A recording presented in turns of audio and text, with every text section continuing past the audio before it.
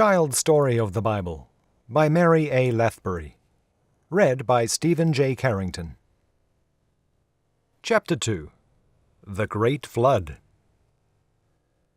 As the people of the earth grew to be many more and spread over the plains and hills, they also grew very wicked. They forgot God, and all the thoughts of their hearts were evil. Only Noah still worshipped God and tried to do right. The people had destroyed themselves, and so God said to Noah, "The end of all flesh is come. Make thee an ark of gopher wood." He told Noah to make it of 3 stories, with a window in the top and a door in the side. It was to be a great floating house, more than 400 feet long and full of rooms, and it was to be covered with tar within and without, so that the water should not creep in. "I bring a flood of waters upon the earth," said the Lord, "and everything that is in the earth shall die." This was to be the house of Noah with his wife and his 3 sons and their wives during the great flood. Does the house seem large for 8 people? God had told Noah to make room for a little family of every kind of bird and beast that lived, and to gather food of all kinds for himself and for them. So Noah did all that the Lord had told him to do, and 7 days before the great storm he heard the Lord calling, "Come thou and all thy house into the ark."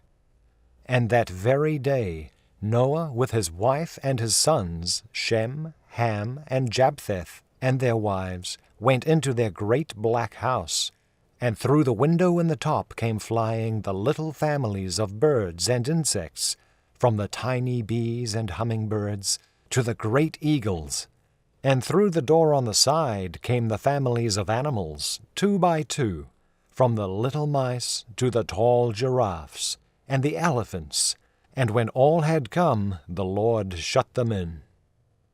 It rained 40 days and 40 nights, and the waters rose higher and higher, covering the hills and creeping up the mountains, so that every living thing died, except Noah and all that were with him in the ark. But after 10 months the tops of the mountains were seen, and Noah sent out a raven and a dove. The raven flew to and fro, but the dove came back into the ark, because she found no place to rest her foot. After 7 days Noah sent her out again, and she returned with an olive leaf in her bill. And then Noah knew that the waters were going away. After 7 days again he sent out his good little dove, and she did not come back. So Noah was sure that the earth was getting dry, and that God would soon tell him to go out of the ark.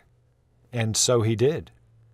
Think how glad the sheep and cows were to find fresh grass, and the birds to fly to the green trees. What a silent world it must have been, for there were none but Noah and his family in all the earth. Noah did not forget how God had saved them, and he made an altar of stone, and offered beasts and birds as a sacrifice. When he looked up to the sky, there was a beautiful rainbow. It was God's promise that there should be no more floods upon the earth. He still sends the rainbow to show us that he is taking care of this world, and will always do so. Perhaps the people who lived after this, for Noah's children's children increased very fast, did not believe God's promise, for they began to build a great tower or temple on the plain of Shinar. Or perhaps they had grown proud and wicked, and wanted a temple for the worship of idols. But the Lord changed their speech, so that they could not understand each other, and they were scattered over other countries. And so each country began to have a language of its own.